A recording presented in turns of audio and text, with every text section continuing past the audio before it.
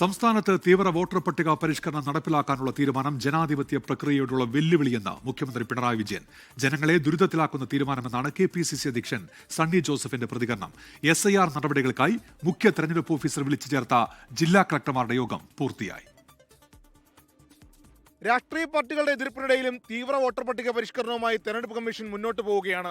ഈ സാഹചര്യത്തിലാണ് മുഖ്യമന്ത്രി പിണറായി വിജയൻ നടപടിക്കെതിരെ രൂക്ഷ വിമർശനം ഉന്നയിച്ച് രംഗത്തെത്തിയത്.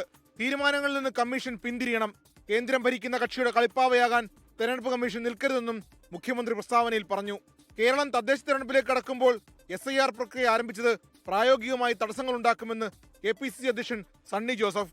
ഇപ്പോൾ ഇത് അടിച്ചേൽപ്പിച്ചത് ജനങ്ങളോടുള്ള ഒരു യുദ്ധ പ്രഖ്യാപനമാണ്, ഒരു സാഡിസ്റ്റ് മനോഭാവമാണ്. ഇതിനെയെങ്കിലും തിരുത്തണമെന്ന് ഞങ്ങൾ ആവശ്യപ്പെടുന്നു. ജനാധിപത്യത്തിന്റെ അന്ത്യം കുറിക്കാനുള്ള തീരുമാനമെന്ന് ഇ.ടി. മുഹമ്മദ് ബഷീർ MP. ഇന്ത്യയിലെ ജനാധിപത്യപരമായിട്ടുള്ള തെരഞ്ഞെടുപ്പിന്റെ അന്ത്യം കുറിക്കാൻ പോകുന്ന നടപടിയാണത്. അതിനെ എതിർക്കാതിരിക്കാൻ ഒക്കില്ല. നടപടികൾ ആലോചിക്കുന്നതിനായി മുഖ്യ തെരഞ്ഞെടുപ്പ് ഓഫീസർ വിളിച്ച ജില്ലാ കളക്ടർമാരുടെ യോഗം പൂർത്തിയായി. നാളെ രാഷ്ട്രീയ കക്ഷികളുമായും യോഗം ചേരും. എതിർപ്പിനിടയിലും SIR നടപ്പാക്കുന്നതിനുള്ള നടപടിക്രമങ്ങൾ സംസ്ഥാനത്ത് ആരംഭിച്ചു. 24 തിരുവനന്തപുരം. ലോകത്തെവിടെയായാലും ഏത് സമയത്തും 24 വാർത്തകളും ഓഗ്മെന്റഡ് റിയാലിറ്റി പാക്കേജുകളും എക്സ്പ്ലെയിനറുകളും വിശദമായി കാണാൻ ഞങ്ങളുടെ YouTube ചാനൽ നിങ്ങൾക്ക് സബ്സ്ക്രൈബ് ചെയ്യാം.